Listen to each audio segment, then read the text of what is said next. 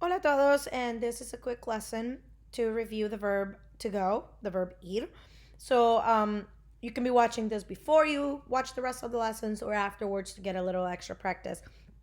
Either way, I hope that you find this helpful. The verb to go can be used in different ways. One of them is to express the places where people can go. And so you've learned the conjugation of the verb to go in the present tense.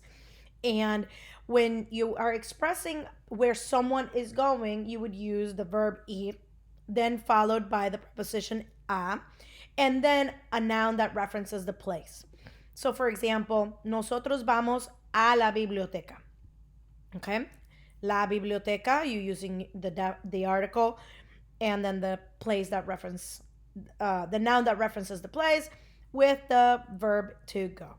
Okay. Now, don't forget that if you were going to a place that is masculine and singular, where the definite article is él, then you would say something like, nosotros vamos al restaurante. So, for example, here in this image, we can incorporate some of the things that we've learned so far to tell a more detailed story. So, if I asked you, ¿a dónde va ella?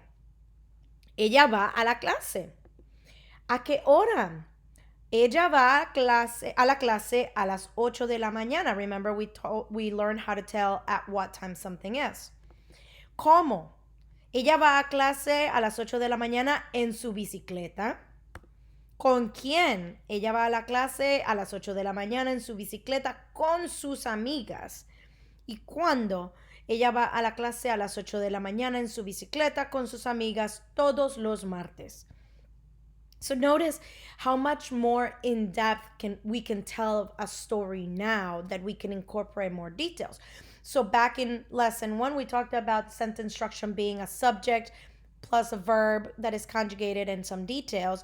Now you are putting this into more and more and more. So all of the things that we've learned so far are allowing you to share a much more detailed story, more eloquently.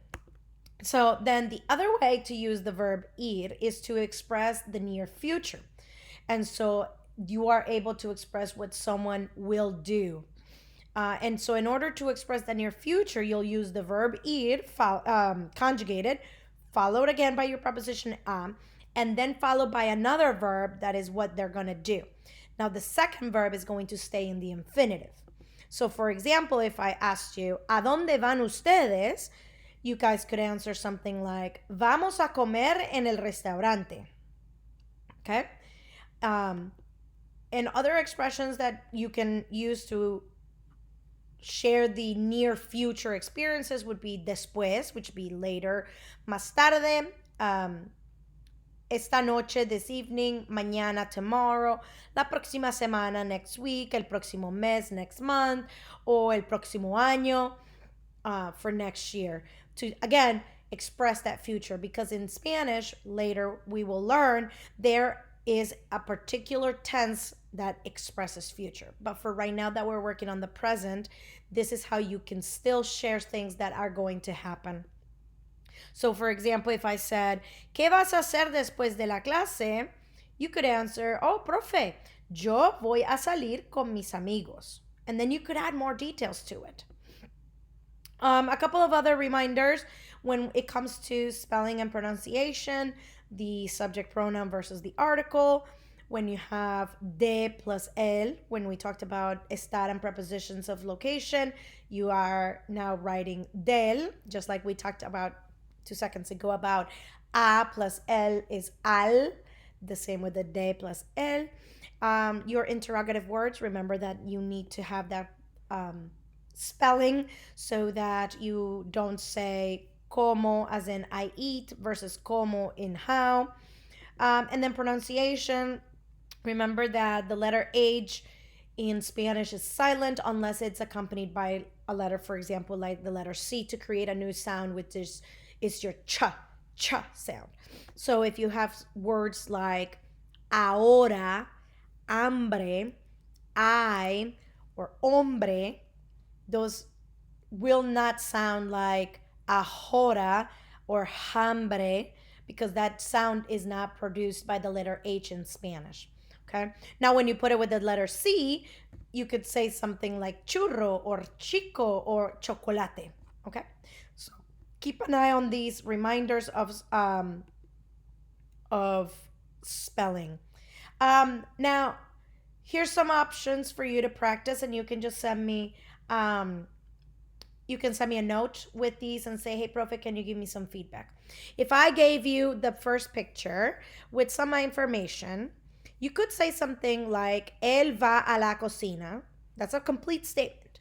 Or you can say, él va a poner la mesa. He's going to set the table. Again, those are both complete sentences. But what we are now challenging ourselves with is telling a more complex story in a way that flows more naturally. So you could say something like, él va a la cocina a poner la mesa después de la escuela para sus padres. Again, you're now telling a bigger story. So I'm going to leave you these two other images, and you can tell another story for each of them. And I challenge you to really push through including some of the things that we've learned so far. And then last but not least, I'm leaving you behind with this story where you should read it for comprehension to understand where it comes from, and then fill in the blanks with the verb ir according to the subject of the statement. You're welcome to also send me the answers to this one, and I can give you some feedback. As always, if you have any questions, feel free to reach out. Ciao!